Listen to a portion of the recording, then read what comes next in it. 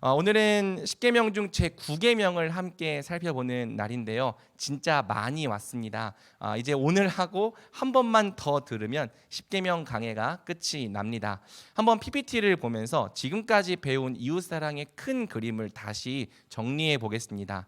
제 5계명은 우리가 이웃과 맺는 모든 관계 가운데 하나님이 부여하신 합당한 질서가 있음을 가르칩니다. 부모를 공경하라 말할 때 부모는 우리가 맺을 수 있는 모든 관계까지 확장될 수 있죠. 상급자와 동급자, 하급자를 포함한 모든 관계로 확장이 됩니다. 그리고 공경하라는 명령은 그 관계 속에서 하나님이 부여하신 관계의 질서에 하나님을 경외함으로 마땅히 복종하라라는 요구로 우리가 이해할 수 있는 거죠. 성경은 우리가 우리 이웃과 더불어 맺는 바른 관계를 의라고 말합니다. 우리가 의라는 단어를 성경에서 자주 보게 되는데요. 이 의라는 단어의 본래 의미는 바른 관계라는 뜻이에요. 그리고 이 의를 조금 더 확장하면 성경이 자주 말하는 정의와 공의가 되는 거죠. 우리가 우리 이웃과의 관계 속에서 먼저 의를 행하기에 힘쓸 때 우리의 모든 관계가 하나님이 원하시는 의로운 관계, 바른 관계로 세워져 갑니다. 그리고 성경은 우리의 모든 관계가 하나님의 뜻이 실현되는 바른 관계가 될 때 그 안에서 우리가 하나님 나라의 의와 평강과 희락을 누린다고 말하는 거죠. 로마서 14장 17절 하나님 나라는 먹는 것과 마시는 것이 아니요 오직 성령 안에 있는 의와 평강과 희락이라. 아멘. 그래서 우리는 세상이 먼저 우리에게 혹 의를 행하지 않을지라도 먼저 다른 사람에게 의를 행하기에 힘씁니다. 내가 먼저 의를 행하면서 우리의 모든 관계를 하나님의 뜻이 실현되는 바른 관계로 세워나가기에 최선을 다하는 거죠. 나머지 제6에서 9계명은 제5계명의 강론으로 이해할 수 있습니다. 제6계명은 우리가 우리 이웃의 생명을 존중하되 특별히 우리 이웃 안에 있는 하나님의 형상을 살리고 회복시키고 온전케 할 것을 요구합니다. 제7계명은 우리가 이웃과 맺는 모든 관계 속에서 성과 결혼에 합당한 질서를 지킬 것을 요구하죠. 제8계명은 지난주에 우리가 본 것처럼 우리가 각기 소명으로 우리 일을 감당하고 청지기로서 우리 재물을 선용할 것을 요구합니다. 벌써 이 세 계명만 보아도 우리 기독교가 말하는 사랑이 얼마나 구체적인 사랑이고 현실적인 사랑인지를 알 수 있는 거죠. 하나님이 우리에게 요구하시는 사랑은 절대 추상적인 사랑이 아니라 하나님의 계명을 지키는 가장 구체적인 사랑입니다. 요한복음 14장 15절 너희가 나를 사랑하면 나의 계명을 지키리라. 아멘. 그래서 우리가 계명을 배우는 거예요. 하나님을 정말 참된 의미로 사랑하기 위해서 또 우리 이웃을 정말 하나님의 뜻대로 바르게 사랑하기 위해서 하나님이 주신 10개의 계명들을 자세히 차근차근 배우는 거죠. 자, 이제 오늘 우리는 제5계명의 마지막 네 번째 강론인 제9계명을 배워보려고 합니다.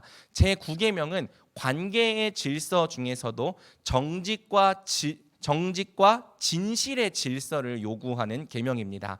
제9계명은 이웃과의 관계에 있어서 우리에게 어떤 질서를 요구합니까? 우리는 제9계명을 통해 어떻게 이웃과 바른 관계를 세워가야 합니까? 함께 성경을 통해 살펴보도록 하겠습니다.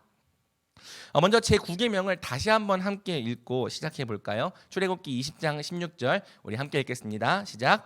내 이웃에 대하여 거짓 증거하지 말라. 아멘. 자, 제9계명의 명령은 내 이웃에 대하여 거짓 증거하지 말라입니다. 우리는 흔히 제9계명을 거짓말하지 말라는 계명으로 기억하고 있죠. 그런데 제9계명이 정말 거짓말을 하지 말라는 계명인지는 조금 더 고민이 필요합니다. 거짓말을 하지 말라와 거짓 증거를 하지 말라는 비슷한 것 같으면서도 뭔가 좀 다르기 때문이죠. 제9계명과 관련된 오랜 논쟁 중 하나는 바로 선의의 거짓말이 가능한가입니다. 이와 관련해서 크게 두 가지 입장이 대립을 하고 있어요. 하나는 선의의 거짓말이 가능하다는 입장이죠. 선한 목적과 선한 의도를 지닌 선의의 거짓말이 때로는 필요하다는 입장입니다. 별로 안 예뻐도 이렇게 예쁘다고 얘기해주고 또 별로 이렇게 안 잘생겼어도 잘생겼다고 얘기해주는 게 이게 뭔가 이렇게 우리 안에 이 의를 이루는 좋은 방편이 될 수 있다. 뭐 그런 이야기인 거죠.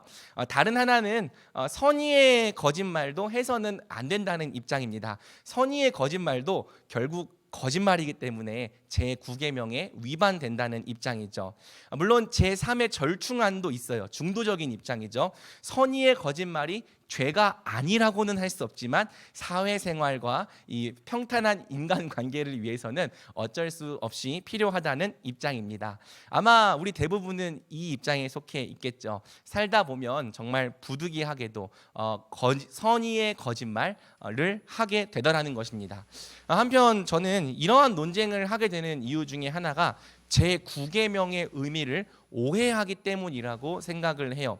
제9계명은요, 거짓말을 단순히 기계적으로 금지하는 계명이 아닙니다. 그러니까 어떤 경우라도 사실과 다른 말을 할 경우 그것을 무조건 죄라고 정죄하는 기계적인 계명이 아니라는 거죠. 그렇게 따지면 정탐꾼들을 거짓말로 숨겨준 라합은 악한 사람, 심판받아야 마땅한 죄인일 것입니다. 하지만 성경은 우리가 알다시피 라합을 그렇게 평가하지 않죠. 성경은 라합의 행동을 믿음으로 말미암은 순종이라고 평가합니다. 따라서 제9계명을 그저 기계적인 계명으로 이해하는 프레임으로는 라합을 비롯한 성경의 여러 경우들을 우리가 이해할 수 없는 거예요. 아까 말한 것처럼 거짓말을 하지 말라와 거짓 증거를 하지 말라는 비슷한 것 같으면서도 좀 다릅니다. 거짓 증거를 하지 말라는 것은요, 법정 용어예요. 제9계명의 관심은 모든 경우에 거짓말에 있다기보다는 법정에서 위증을 하는 경우에 있는 거죠. 이웃에 대하여 사실과 다른 위증을 함으로써 이웃의 명예나 재산이나 존엄성 등의 해를 입히는 행위, 이것이 제9계명이 말하는 거짓 증거입니다. 물론 거짓 증거가 법정 용어라고 해서 제9계명이 오직 법정 상황에만 적용되는 계명이란 뜻은 아닙니다. 하지만 개념을 이렇게 잡은 상태에서 원리와 적용을 발전시켜 나가야 하는 거죠. 거짓 증거란 이웃과의 관계에 있어서 사실과 다른 위증을 함으로 이웃에게 어떤 해를 입히는 행위를 의미한다. 거짓 증거를 이렇게 이해한 상태에서 적용을 고민해 봐야 하는 겁니다. 정리하자면 제9계명의 기본 명령은 우리 이웃에 대하여 거짓으로 증거하지 않는 것입니다. 법정 상황은 말할 것도 없고 우리의 일상에서도 거짓 증거를 통해 이웃에게 해를 끼치지 않는 것이죠. 그래서 웨스트민스터 소요리 문답과 대요리 문답은 제9계명을 이웃의 명예와 관련된 계명으로 이해를 합니다. 한번 소요리 문답을 직접 보면 좋겠는데요. 제가 제77문을 질문하면 여러분들이 답변해 주시면 감사하겠습니다. 무엇이 제9계명에서 요구됩니까? 시작. 제9계명은 특히 증거할 때 사람과 사람 간의 진실을 보존하고 증진하며 우리 자신과 이웃의 선한 이름을 보존하고 증진할 것을 요구합니다. 여기서 특히 증거할 때라는 것은 법정 상황을 말하는 거예요. 그런데 법정 상황이 아니더라도 이 제9계명은 적용된다. 그렇게 이해할 수 있는 거죠. 소요리 문답에 의하면 제9계명의 요구는 크게 두 가지입니다. 사람과 사람 간의 진실을 보존하고 증진하라. 우리 자신과 이웃의 선한 이름을 보존하고 증진하라. 여기서 이제 진실을 증진하라는 명령은 뒤에서 다시 살펴보고 먼저는 이웃의 선한 이름, 곧 명예를 증진하라는 명령부터 우리가 살펴보려고 합니다. 그러면 우리가 하나님 사랑과 관련해서도 하나님의 명예와 관련된 계명을 이미 배웠어요. 제 몇 계명이었죠? 3계명. 내 하나님의 이름을 망령되게 부르지 말라가 하나님의 명예와 관련된 계명이었습니다. 제3계명이 하나님의 명예와 관련된 계명이라면 제9계명은 누구의 명예? 우리 이웃의 명예와 관련된 계명이다. 이렇게 이해할 수 있는 거죠. 하나님은요, 우리가 우리 자신의 이름을 소중하게 여기는 것처럼 하나님의 이름과 이웃의 이름 역시 소중하게 여길 것을 명령하시는 겁니다. 사랑의 가장 중요한 원리 중 하나는 바로 그 대상의 이름을 소중하게 여기는 것이죠. 그렇다면 우리가 우리 이웃의 이름을 어떻게 소중히 여겨야 하는가? 이 내용을 어떤 방식으로 가르칠지 여러 고민을 해보았는데요. 그냥 제8계명 때와 마찬가지로 대요리 문답의 적용을 훑어보는 것이 가장 좋겠다는 결론을 내렸습니다. 대요리 문답의 정리가 그만큼 잘 되어 있고요. 또 몇 가지 적용은 오늘 우리에게도 꼭 필요한 적용이라고 확신을 했기 때문이죠. 먼저 대요리 문답이 정리하는 제9계명의 금지부터 좀 살펴봅시다. 우리가 우리 이웃의 이름을 소중히 여기려면 일단 이웃의 이름을 해치는 행위부터 중단해야 합니다. 이는 사실 제6계명에서 언어적 살인을 다룰 때도 얼추 다뤘던 내용이죠. 우리는 우리 이웃의 이름을 해치는 비방, 험담, 회방을 중단해야 합니다.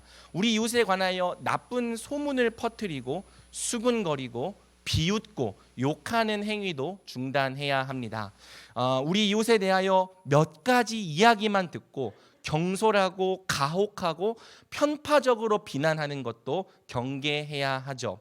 우리 이웃의 말과 행동을 의도적으로 곡해하고 나쁘게 평가하는 것, 우리 이웃이 가진 이 재능과 장점들을 의도적으로 부정하고 부인하는 것, 반면에 쓸데없이 작은 과실들과 약점들을 찾아내서 필요 이상으로 부각시키는 것, 모두 우리 이웃의 이름을 훼손하는 심각한 범죄입니다. 또 우리 이웃에 대해서 악한 소문을 듣게 될 때 그 소문을 아주 기뻐하며 인정하고 지지하는 것. 그러니까 내가 좀 싫어하는 사람들에 대한 안 좋은 소문을 들었을 때 그 소문을 듣고 기뻐하면서 인정하고 지지하는 것을 말하는 거예요. 또 그 이웃에 대한 공정한 변호에는 귀를 막고 악하게 의심을 품는 것 역시 우리 이웃의 이름을 소중하게 여기지 않는 태도죠. 또 마땅히 인정받을 사람에게 명예가 돌아가는 것을 시기하고 배아파하는 것, 그래서 그 명예를 손상시키려고 하거나 산상시키는 것을 애쓰거나 갈망하는 것, 혹 내가 직접 행한 일이 아니다 할지라도 이웃의 불명예와 오명을 기뻐하는 것, 모두 대요리 문답이 정리하고 있는 이 금지 사항입니다. 다양한 적용을 살펴보았지만 결국 제9계명을 어기는 죄는 이웃의 명예를 인정하지 못하고 시기하고 질투하는 마음에서 나오는 거죠. 이웃이 영광과 명예를 얻는 것을 인정할 수 없고 받아들일 수 없기 때문에, 또 마음 깊은 곳에서 은근히 질투하고 시기하기 때문에 직접적으로든지 간접적으로든지 또 적극적으로든지 소극적으로든지 이웃의 명예를 실추시키는 행위에 우리가 동참하게 되는 겁니다. 사랑하는 여러분, 우리는요, 이것이 하나님이 미워하시는 죄임을 명확하게 인지해야 해요. 그리고 우리 이웃을 미워하는 우리 자신의 중심에 정말 정직해야 합니다.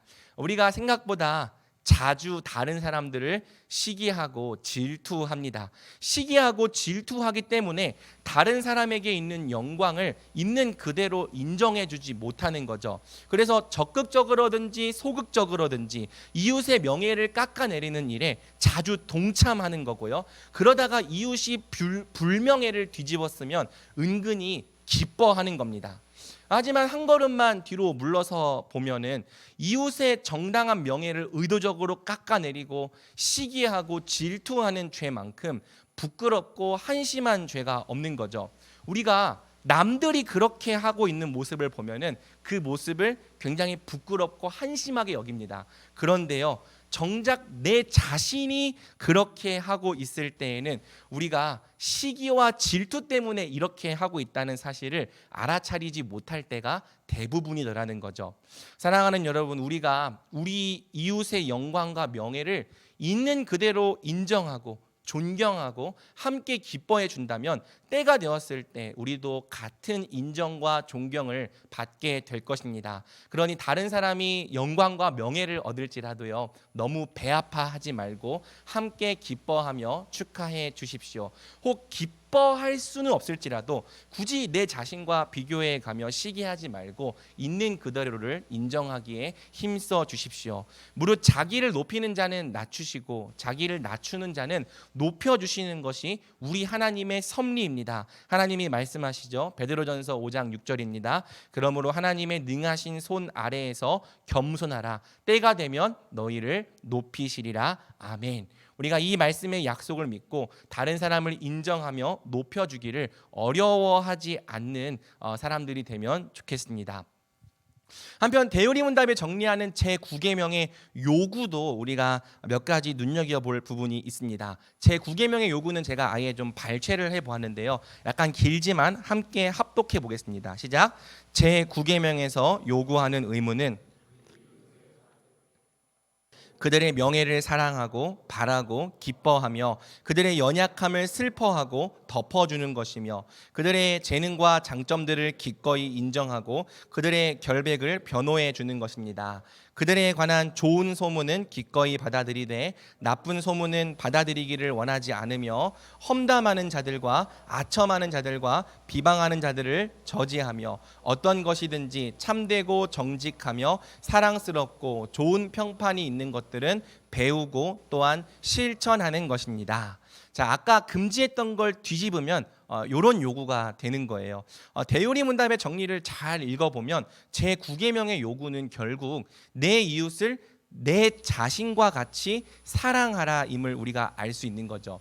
여러분, 어떤 사람이 다른 사람의 성공과 명예와 영광을 시기하지 않고 있는 그대로를 인정하며 함께 기뻐해 줄 수 있습니까? 또 누가 다른 사람의 실패와 불명예를 기뻐하지 않고 슬퍼하며 힘써 변호해 줄 수 있습니까? 바로 내 이웃을 내 자신과 같이 사랑하는 사람입니다. 여러분, 성경의 명령은 결국 이거죠. 로마서 12장 15절 즐거워하는 자들과 함께 즐거워하고 우는 자들과 함께 울라. 즐거워하는 자들과 함께 즐거워하고 우는 자들과 함께 울려면 결국 내 이웃을 정말 내 자신처럼 사랑하는 수밖에 없는 거예요. 오직 내 이웃을 내 자신과 같이 사랑하는 사람만이 이웃의 일을 마치 내 일처럼 기뻐할 수 있는 거고요. 또한 내 일처럼 슬퍼할 수 있는 거죠. 여러분, 이 둘 중에 뭐가 더 어려울까요? 함께 즐거워하는 거랑 함께 슬퍼하는 것. 여러분, 내 이웃의 일을 마치 내 일처럼 슬퍼하는 것도 어려운데요. 내 이웃의 일을 마치 내 일처럼 기뻐하는 것은 훨씬 더 어려울 때가 많습니다. 그 일이 만약에 나도 정말 간절히 원하고 바래왔던 일이라면 더더욱 그런 거죠. 형제가 기뻐하는 모습을 볼 때 정말 마음을 다해 기뻐하기보다는 이 속으로 질투를 품고 마는 것이 바로 못난 우리더라는 것입니다. 하지만 사랑하는 여러분, 우리가 이 말씀의 명령을 따라서 우리 형제 자매들을 정말 우리 자신처럼 사랑하면 좋겠습니다. 우리 형제들과 자매들의 일을 마치 내 일처럼 기뻐하고 내 일처럼 슬퍼하면 좋겠습니다. 우리가 우리 자신의 이름을 사랑하고 소중하게 여기듯이 우리 지체들의 이름도 크게 사랑하며 소중하게 여기면 좋겠습니다. 남의 이름을 존중히 여기는 자는 그 자신의 이름도 똑같이 존중히 여김을 받을 것입니다. 그러므로 우리 청년부가 서로의 이름을 존중히 여기고 존귀하게 여기는 공동체 되기를 우리 주님의 이름으로 축복합니다. 자, 다음으로 아까 잠시 뒤로 미뤄 놓았던 적용, 사람과 사람 간의 진실을 보존하고 증진하라는 적용을 살펴봅시다. 제9계명의 적극적인 긍정 명령은 이웃과의 관계 가운데 진리와 진실을 보존하고 증진하는 것입니다. 그러니까 거짓 증거를 하지 않는 것이 제9계명의 소극적인 부정명령이라면 이웃과 더불어 진리와 진실을 말하고 증진하는 것이 제9계명의 적극적인 긍정명령이죠. 자, 이 제9계명의 원리가 에베소서 4장 25절에 가장 잘 요약되어 있습니다. 우리 함께 읽어볼까요? 시작. 그런즉 거짓을 버리고 각각 그 이웃과 더불어 참된 것을 말하라. 이는 우리가 서로 지체가 됨이라. 아멘. 자, 이 말씀처럼 제9계명의 요구는 단지 거짓으로 증거하지 않는 선에서 그치지 않고 이웃과 더불어 참된 것을 말하는 수준까지 나아가는 겁니다. 자, 여기서 참된 것이라고 번역된 이 알레세이아라고 하는 단어는요, 성경의 다른 곳에서 대부분 진리라고 번역되는 단어입니다. 그리고 이 알레세이아가 문맥에 따라서는 진실이라고도 번역이 돼요. 따라서 이웃과 더불어 참된 것을 말하라는 것은 이웃과 더불어 항상 진리와 진실을 말하라는 명령으로 우리가 이해할 수 있는 거죠. 우리가 왜 이웃과 더불어 항상 진리와 진실을 말해야 합니까? 성경은 말하는 겁니다. 이는 우리가 서로 지체가 됨이라. 바로 우리가 형제 자매들과 더불어 한 몸의 지체가 되었기 때문이죠. 우리가 이제 서로 남이 아니라 한 몸의 지체가 되었기 때문에 지체들과의 관계 가운데서 진리와 진실을 보존하고 증진하도록 함께 노력해야 한다는 것이 바로 제9계명의 적극적인 요구입니다. 어째서 제9계명이 이런 요구가 되는지를 이해하기 위해서는 역시 창조 때부터 하나님이 의도하셨던 온전한 인간관계가 무엇인지를 살펴볼 필요가 있어요. 눈치챈 지체들이 혹시 있을지 모르겠지만 우리가 제5계명에서 9계명까지 전부 창조 때 하나님이 의도하셨던 본래의 질서를 살펴보는 것으로 원리를 도출해내고 있습니다. 하나님이 본래 창조 때부터 사람에게 원하시고 의도하셨던 삶 속에 우리가 실천해야 될 원리가 들어있는 거예요.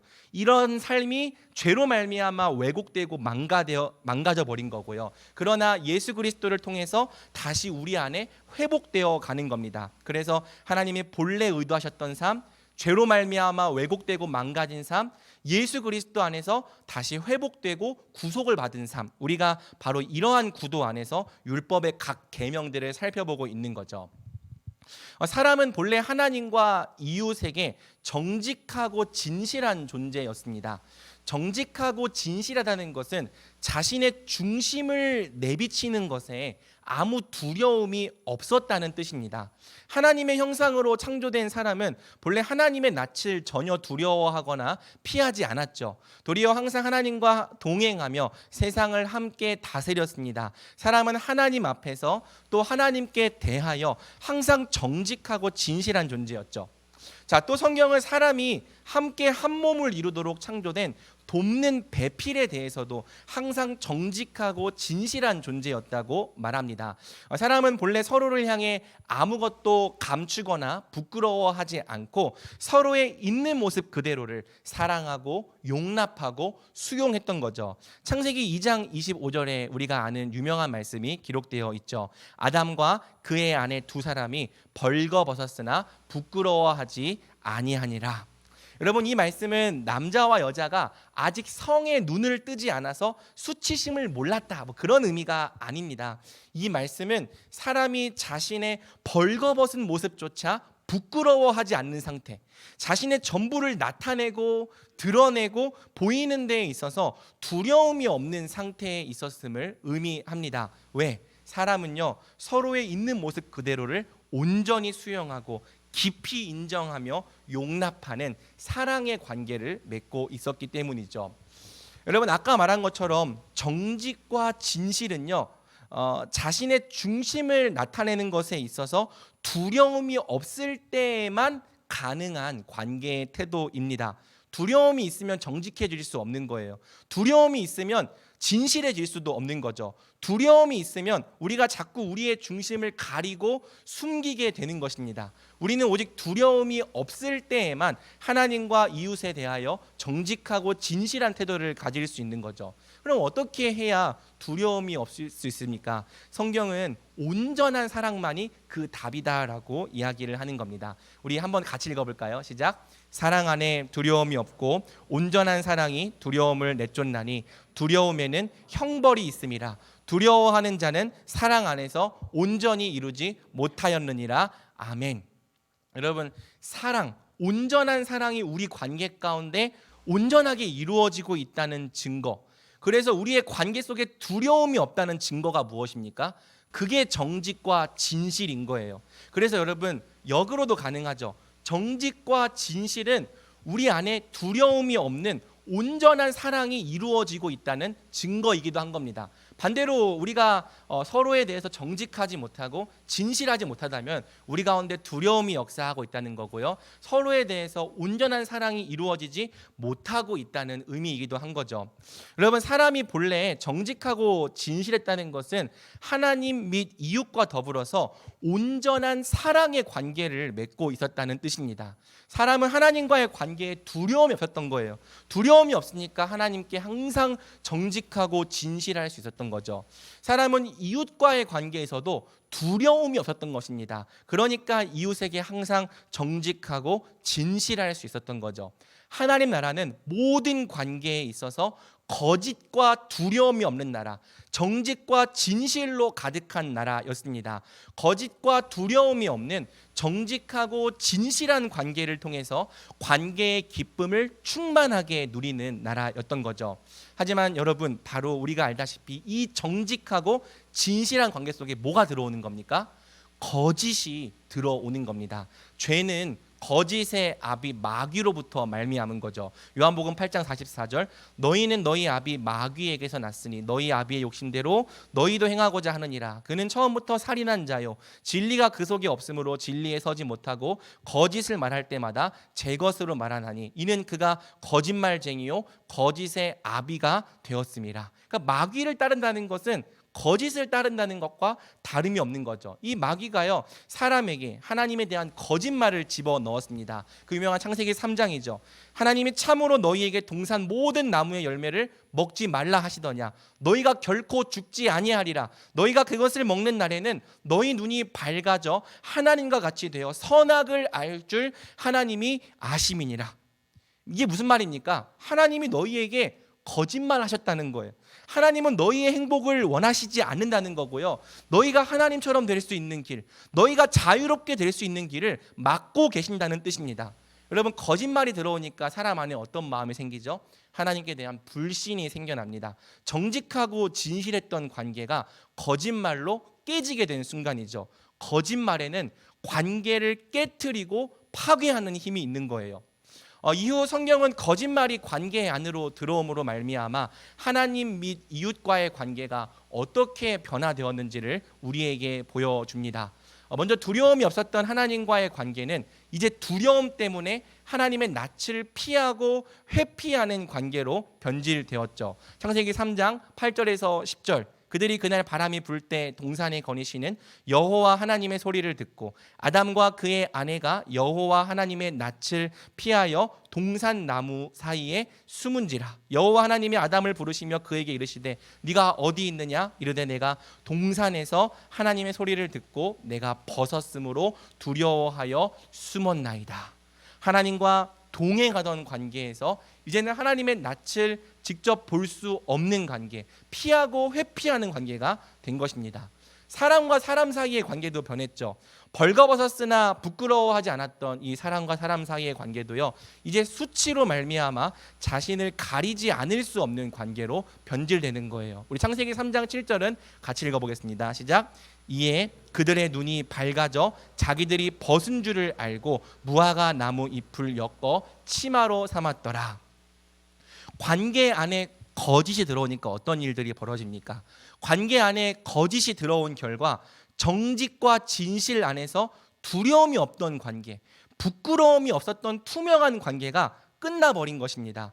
이제 사람은 다른 사람에게 자신의 중심이 드러나고 밝혀지는 것을 두려워하게 된 거죠. 수치심을 느끼게 되었다, 성경이 말하는 거예요. 그래서요, 우리가 우리 자신의 전부를 있는 모습 그대로 정직하게 드러내기보다는 중심을 속이고 감추고 가리고 위장하고 회피하는 데 익숙해지는 거죠.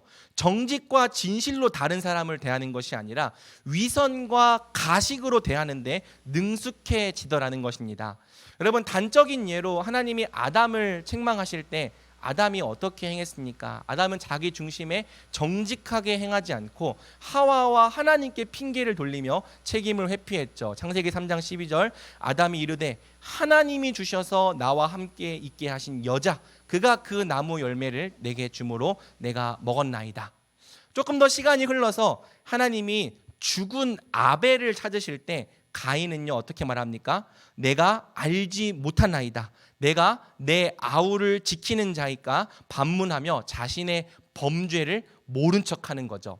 또 여러분, 시간이 더 흘러서요, 사무엘이 하나님의 명령을 어기고 아말렉을 진멸하지 않았던 사울을 책망할 때 사울이 이러한 말로 변명을 했어요. 사울이 사무엘에게 이르되 나는 실로 여호와의 목소리를 청종하여 아말렉 사람들을 진멸하였으나 다만 백성이 그 마땅히 멸할 것 중에서 가장 좋은 것으로 길갈에서 당신의 하나님 여호와께 제사하려고 양과 소를 끌어왔나이다 하는지라. 사울은 내가 하나님의 명령을 어기고 양과 소를 진멸하지 않은 이유를 하나님께 제사하기 위해서라고 말하는 거죠. 그러니까 자신의 범죄를 거짓말로 회피하는 수준을 넘어서 어떤 수준까지 가는 겁니까? 종교적인 명분으로 옳게 포장하는 수준까지 가는 겁니다. 여러분, 죄와 거짓이 우리 안에 들어온 결과가 바로 이거예요. 우리는 그 대상이 하나님이든지 이웃이든지 우리 중심에 정직하지 않게 된 거죠. 우리 자신도 속이고 하나님도 속이고 이웃도 속이는 겁니다. 양심의 소리에 귀를 막고 자기를 합리화하는데 익숙해진 거예요. 정직하게 자기 문제를 직면하고 반성하고 돌이키기보다는 늘 자기를 옳게 포장하고 정당한 명분을 만들어서 그 명분 뒤에 숨는 것에 능숙해진 거죠. 사람들과 진실하게 자기를 터놓고 관계하기보다는 감추고 숨기고 가식과 위선으로 행하는데 익숙해진 것입니다. 그래서 여러분, 이제 우리가요, 우리의 관계 가운데 뭘 느끼는 겁니까? 정직과 진실의 부재를 느끼게 되는 거예요. 분명히 만나고 있는데 이 관계 속에서 정직과 진실함이 부재한 것을 느끼더라는 겁니다. 속이 보이지 않는 불투명한 유리를 보게 되는 것 같은 느낌을 받는 거고요. 가로막힌 벽을 느끼게 되는 거죠. 여러분, 정직과 진실이 부재하니까 어떤 문제가 생깁니까? 관계 가운데 기쁨이 없는 거예요. 관계가 힘든 거죠. 우리는 이 정직과 진실의 부재를 통해서 관계 가운데 기쁨을 얻지 못하게 되었습니다. 또 여러분, 속이 보이지 않으니까 무엇을 느낍니까? 두려움을 느끼는 거죠. 관계가 불투명하고 속이 보이지 않으면 거기서부터 두려움을 느끼기 시작하는 거예요. 두려움을 느끼니까 어떻게 합니까? 더더욱 우리 자신의 중심을 감추고 숨기게 되는 거죠. 관계의 악순환이 벌어지는 겁니다. 여러분, 논리적으로나 경험적으로나 우리는 많은 경우에 특히 낯선 사람들에게 우리 중심을 감추고 숨기는 것이 더 낫다는 판단을 하게 되었습니다. 그래서 우리가 정말 많은 경우에 정직하지 못하고 진실하지 못합니다. 많은 것들을 무화과 잎으로 가려놓은 채 사람들과 관계를 하려고 하는 거죠. 심지어 우리가 이런 습관을 하나님께도 보여요. 하나님과의 관계에 있어서도 우리 중심과 마음의 방향에 정직하지는 못한 거죠. 우리는 하나님 앞에서까지 우리의 진의를 가리고 숨기고 위장하는 겁니다. 우리의 진짜 중심, 진짜 우리가 원하는 그것들을요, 정당한 명분으로 포장하고 변명하기를 잘하는 거죠. 그래서 우리가요, 뭐가 어렵냐면은 회개가 안 되는 거예요. 우리 중심에 정직하지 못하니까 내 마음의 방향이 진짜 무엇인지를 정말 직면하지 않고 인정하지 않고 가리고 고개를 돌려버리니까 하나님 앞에서 우리 죄를 인정하는 것도 안 되고 그것에서 힘써 돌이키는 것도 안 되는 거죠. 모두 거짓이 들어온 결과입니다. 죄는 우리를 항상 정직하고 진실하던 존재에서 거짓과 회피, 가식과 위선으로 가득한 존재로 바꾸어 놓은 거죠. 사랑하는 여러분, 세상에 나가 보십시오. 사실 저보다 여러분이 세상에 더 많이 있잖아요. 여러분이 이미 피부로 더 많이 느꼈을 거라고 생각을 합니다. 물론 여러분, 세상에도요, 정말 좋은 분들 많아요. 그렇죠? 예수님을 잘 몰라도 정말 이분은 너무너무 좋다라고 생각되는 분들도 많이 있습니다. 근데 또 한편으로는요, 세상에 나가서 보면 자신의 중심을 가리고 포장하는 사람들, 자신의 진의를 감춘 채 명분만 내세우는 사람들을, 말은 이렇게 하지만 속으로는 다른 생각과 다른 의도를 품고 있는 사람들도 많은 거죠. 여러분, 이런 교묘한 세상에서 먼저 자기 중심을 정직하게 내비치는 사람은 어리석은 사람, 미련한 사람, 그리고 하수로 취급이 됩니다. 반대로 자기의 진위를 잘 내비치지 않는 사람, 잘 가리고 잘 포장하는 사람, 원칙과 명분을 내세워서 다른 사람을 찍어 누를 수 있는 사람, 소위 정치를 잘하는 사람이 마치 지혜로운 사람처럼 여겨지는 거죠. 여러분, 우리 그리스도인들은요, 이런 싸움도 사실 잘해야 돼요. 우리가 세상에서 뱀처럼 지혜로울 필요가 있습니다. 우리가 순수하고 순결해야 하지만 순진해서는 안 되는 거죠. 상대방의 진위를 모르고 중심을 간파하지 못해서 악한 의도에 놀아나서는 안 되는 겁니다. 상대방의 중심과 진위를 정확하게 파악하되 악을 악으로 갚으려 하지 않고 더욱더 선을 행하기 위해 무엇이 지혜인지를 하나님께 구하며 고민할 필요가 있는 거죠. 하지만 역시나 이런 고민, 또 이런 종류의 관계는 피곤한 겁니다.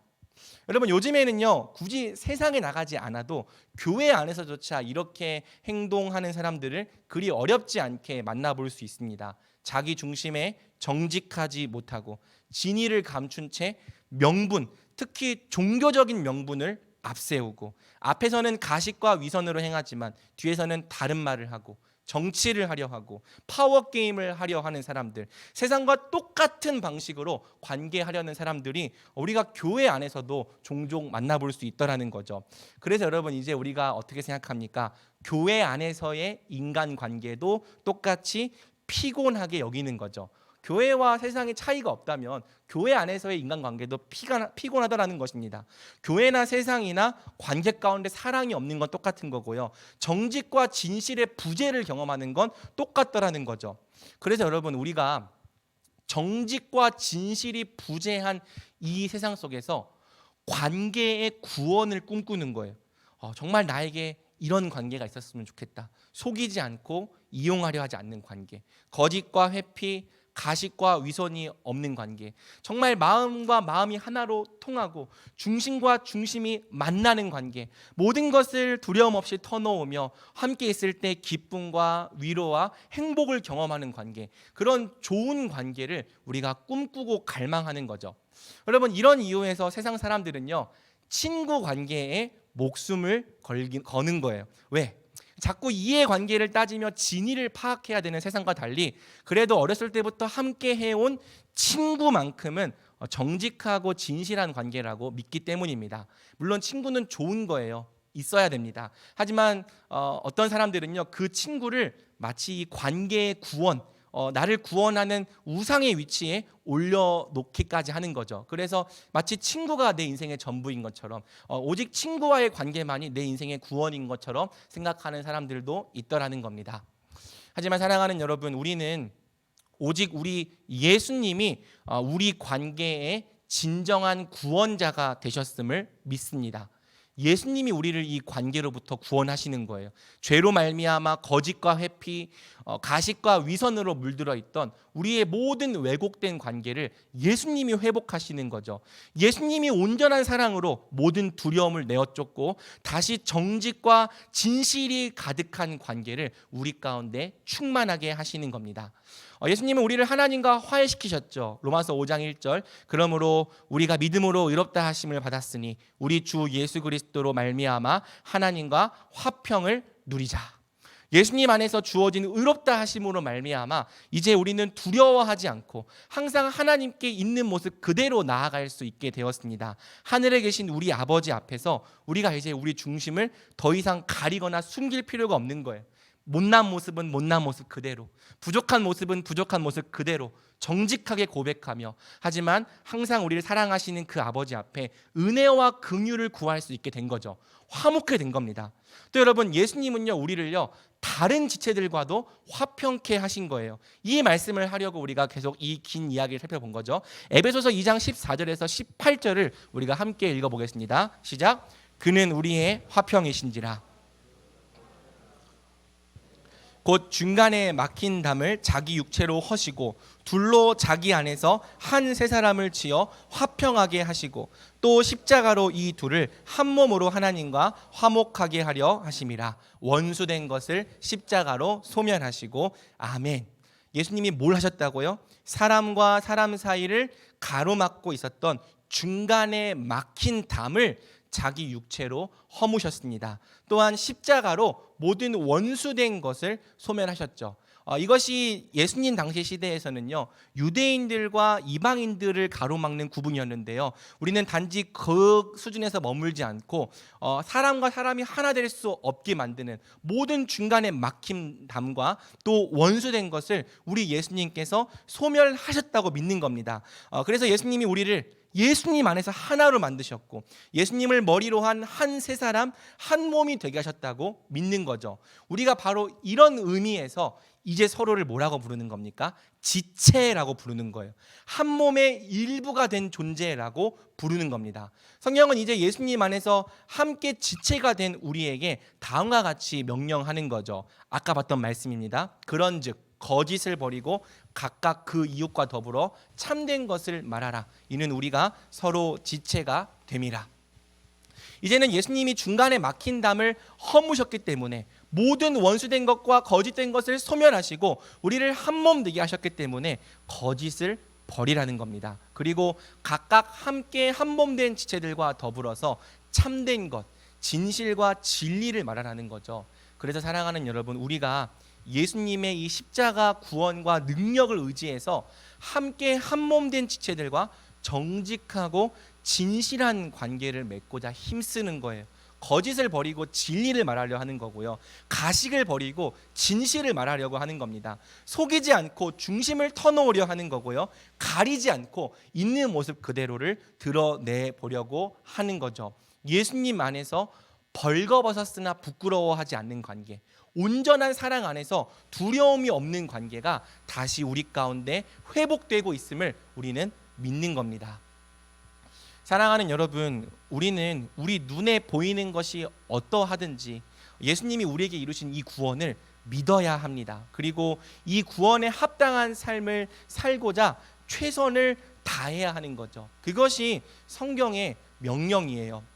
여러분, 아까 말한 것처럼 교회 안에도요, 여전히 연약한 모습들이 있습니다. 이 말씀대로 된다면 우리가 고민할 필요가 없겠죠.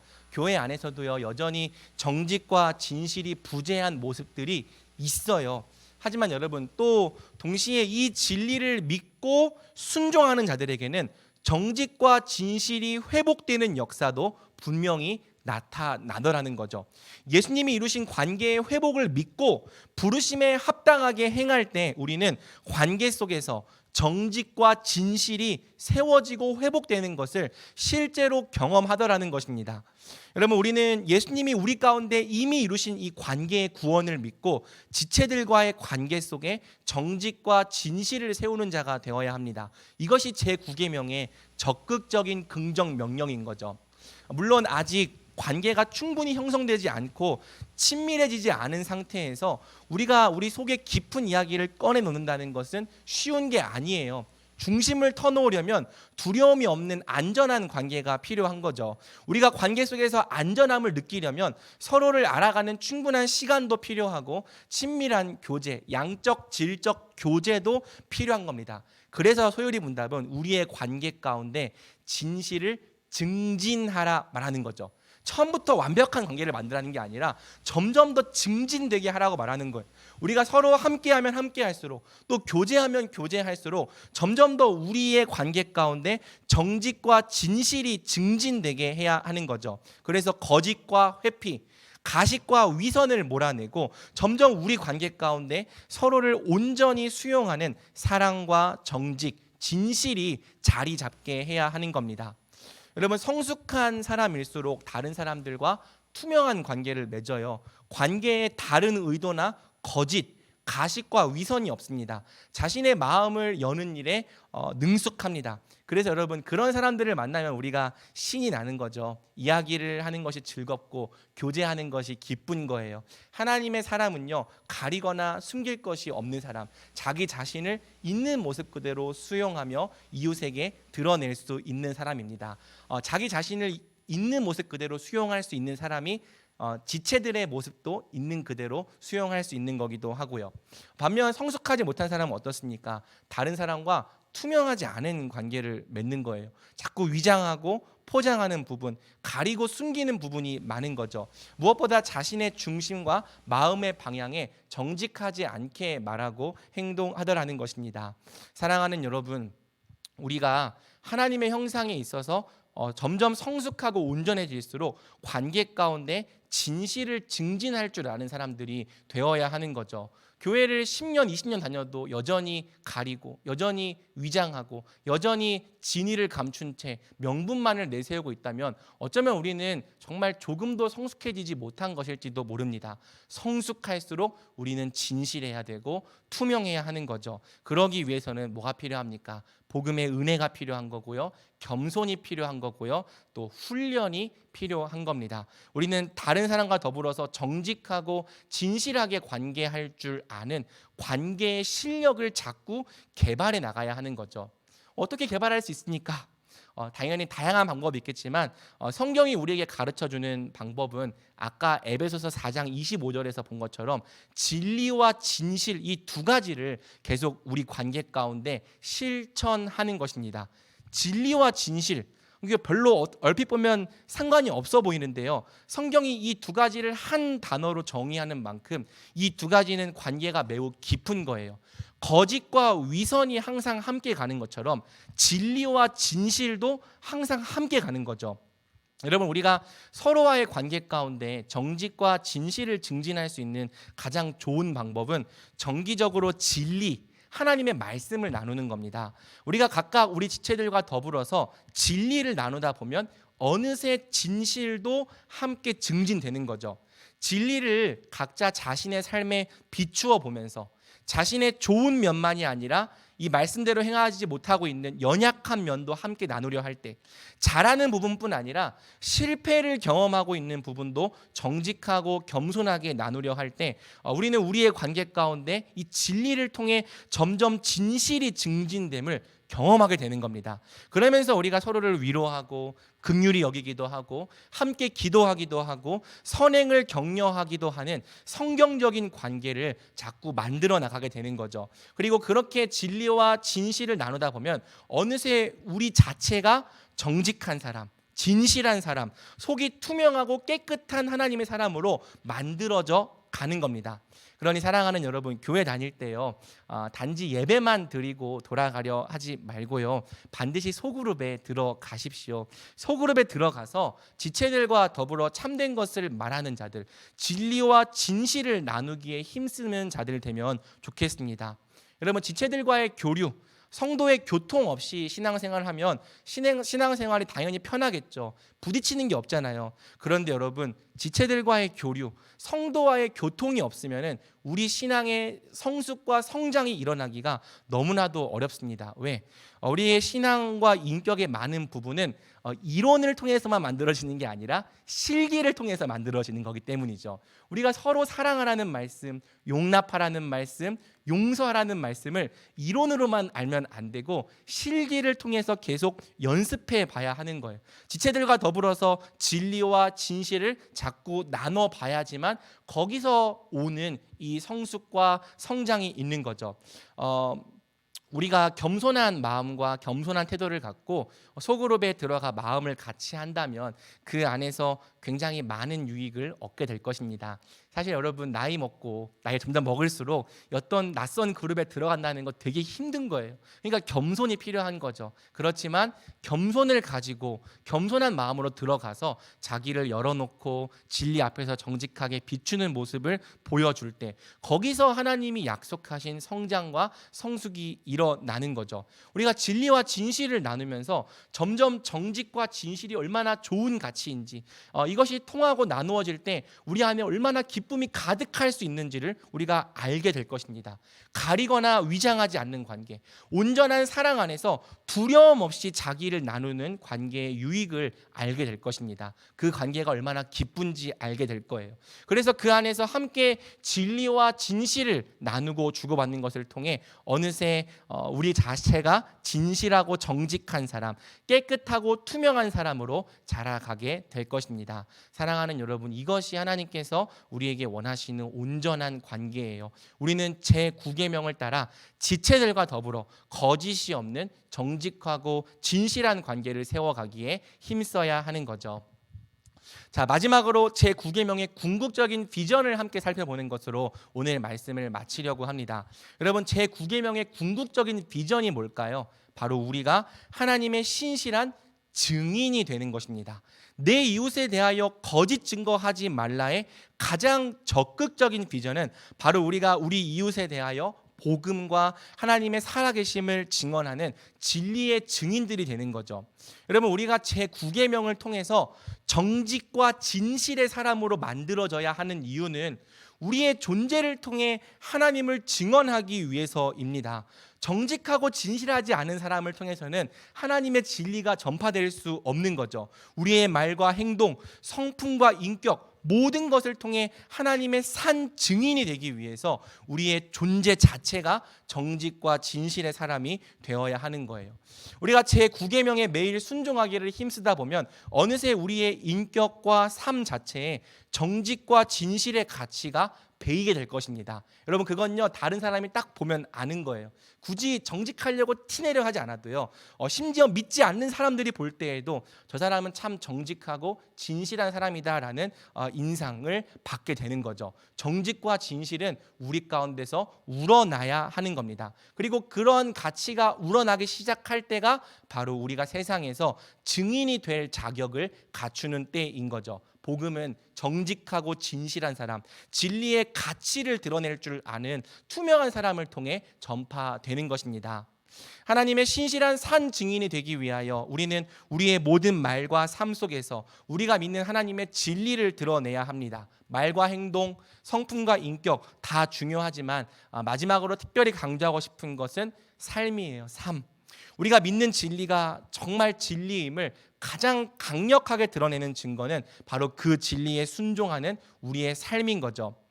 여러분, 저는 제9계명이 단지 언어 생활과 관련된 계명인 줄 알았습니다. 그래서 제9계명을 언어 생활과 관련된 계명으로 설교한 적도 있었어요. 그런데 아니었습니다. 성경을 더 연구하고 묵상하다 보니까 제9계명은 단지 언어를 넘어서 삶의 모든 영역 가운데 정직과 진실을 요구하는 계명이더라는 거죠.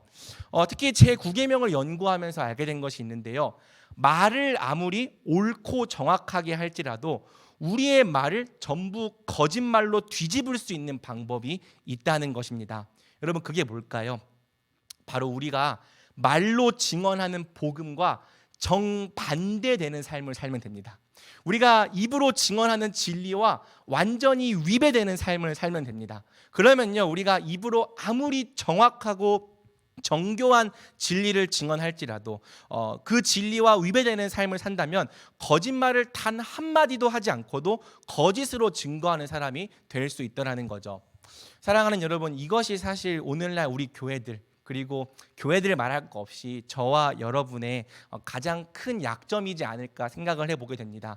우리가 세상에서 복음의 증인이 되지 못하는 가장 큰 이유가 바로 여기에 있는 거죠. 성경은 말합니다. 고린도전서 4장 19절에서 20절 한번 같이 읽어볼까요? 주께서 허락하시면 내가 너희에게 속히 나아가서 교만한 자들의 말이 아니라 오직 그 능력을 알아보겠으니 오직 능력이 있음이라. 그 아래도 읽겠습니다. 경건의 모양은 있으나 경건의 능력은 부인하니 이 같은 자들에게서 너희가 돌아서라. 여러분, 말씀 함께 읽은 것처럼요, 교회 안에서 말을 잘 못하는 사람은 별로 없습니다. 모두가 다 말은 잘해요. 제가 제일 잘합니다. 그리고 자신의 의와 옳음을 주장함에 있어서 부족한 사람도 별로 없어요. 다 말로는요 가장 의롭고 가장 경건합니다. 선지자와 사도에 버금가는 사람들 뿐이죠. 그런데 우리가 함께 읽은 이 말씀처럼 정말 자기가 말하는 대로 살려고 하는 사람들이 희귀한 거예요. 말을 말로만 끝내지 않고 삶의 능력으로 보여주려는 사람들이 부재하더라는 것입니다. 이것이 어쩌면 우리 그리스도인들의 증언이 세상에서 별로 효력을 발휘하지 못하는 가장 큰 이유가 아닐까 우리가 심각하게 고민해 봐야 하는 거죠. 여러분, 천국을 믿는다고 말하는 사람들이 마치 이 땅이 전부인 것처럼 사는 거예요. 내세의 상급을 믿는다고 말하는 사람들이 현세의 것들을 세상 사람들보다 더 탐내고 더 사랑하며 살아가더라는 거죠. 예수님이 자기 목숨 버려서 우리를 사랑하셨음을 믿는다, 그렇게 신앙 고백하는 사람들이 도무지 서로를 사랑하려 하지 않는 겁니다. 예수님의 십자가를 통해서 지옥에 갈 수밖에 없는 가장 막중한 죄를 용서받았다는 사람들이 서로의 가장 사소한 잘못조차 용서하지 않는 거고요, 한 번 내게 잘못한 사람을 10년, 20년, 30년이 지나도록 용서하지 않는 거죠. 모든 불의의 심판이 있다고 말하는 사람들이 자기가 필요할 때에는 마치 하나님이 없는 것처럼 스스로를 합리화하며 불의를 행합니다. 하나님의 전능하심을 믿는다고 말하는 사람들이 도무지 기도는 하지 않고 늘 세상의 방법만 찾아다닙니다. 영생을 얻기 위해서 예수님을 따른다는 사람들이요, 정말 영원한 것들을 얻기 위해서 이 땅에 썩어질 것들을 하나라도 포기하려고 하는 자기 부인이 없습니다. 예수님을 믿으면 하늘의 신령한 복을 누린다고 말하는 사람들이 세상에서 가장 불행한 사람, 불쌍한 사람들처럼 온갖 염려와 불만, 불평에 매여 살아요. 무엇보다 하나님을 예배하는 것이 사람의 제일된 목적이라고 말하는 사람들이 세상에서 가장 지루한 의식에 참여하는 사람들의 얼굴로 예배에 참여합니다. 그러면서도 예수님 믿으면 구원받는다, 예수님 믿으면 참된 행복이 시작된다, 말은 잘하는 거죠. 사랑하는 여러분, 우리가 말하는 것과 사는 것이 완전히 반대되고 상반된다면 세상은 도대체 어디에 장단을 맞춰야 하는 겁니까? 말하는 것과 사는 것이 서로 다르다면 대체 뭐가 진실입니까? 증언하는 것과 행하는 것이 서로 다르다면 여러분은 뭘 믿겠습니까? 말은 많지만 말대로 사는 능력이 없고, 경건의 모양은 있지만 경건의 능력이 없는 것, 진리와 상반된 삶으로 결국 우리가 말하는 진리를 다 거짓 것으로 만드는 것이 오늘날 우리의 가장 이 가슴 아픈 모습이 아닌지 우리가 스스로를 정말 심각하게 되돌아봐야 하는 거죠. 저와 여러분이, 또 우리 교회들이 정말 진리에 합당한 삶을 회복하기 전까지는 세상은 우리의 어떤 말도 귀담아 듣지 않을 것입니다. 세상은 결국 우리의 말이 아니라 행동, 그리고 삶을 보기 때문입니다. 우리는 말뿐만이 아니라 삶을 통해서도 하나님의 진리를 담보하는 가장 충성된 증인이 되어야 하는 거죠. 여기까지가 바로 제9계명이 우리에게 요구하는 궁극적인 비전입니다. 말씀을 맺겠습니다. 사랑하는 여러분, 우리 제발 진실합시다. 속이지 말고 정말 정당한 명분과 종교적인 명분 뒤에 숨지 말고 하나님 앞에서 또 서로와의 관계 앞에서 정말 진실하고자 힘써 봅시다. 우리가 말하는 대로 완벽하게 살 수는 없을지라도 적어도 말씀대로 살려는 노력은 함께 해봅시다. 가리거나 위장하지 말고 스스로를 합리화하지 말고 정말 우리 중심을 하나님 앞에서 정직하게 아뢰고 살피며 조금씩이라도 고쳐나가는 자들이 됩시다. 또 우리 옆의 지체들을 항상 정직과 진실로 대하기에 힘써 봅시다. 정직과 진실, 진리와 순종을 우리 청년부의 핵심 가치로 삼아 봅시다. 단언컨대 이 땅의 복음이 다시 힘있게 전진하는 때는 우리 그리스도인들이 정직하고 진실한 사람이 될 때라고 믿습니다. 우리 그리스도인들이 복음에 합당한 삶을 회복할 때 우리 모두가 하나님의 가장 신실한 증인으로 일어서기에 될 것입니다. 그리고 저는 오늘 이 자리에서 제9계명에 순종하기로 결단하는 바로 저와 여러분을 통해 하나님이 이러한 역사를 이루어 가시리라 믿습니다. 말을 넘어서 우리의 모든 행동, 모든 선택, 모든 삶의 방향을 통해 우리가 믿는 하나님의 말씀이 정말 진리임을 세상 앞에 드러냅시다. 우리 청년부가 정직하고 진실한 백성, 말과 행동과 모든 삶으로 하나님의 신실한 증인 되는 백성 되기를 우리 주님의 이름으로 간절히 축복합니다. 아멘.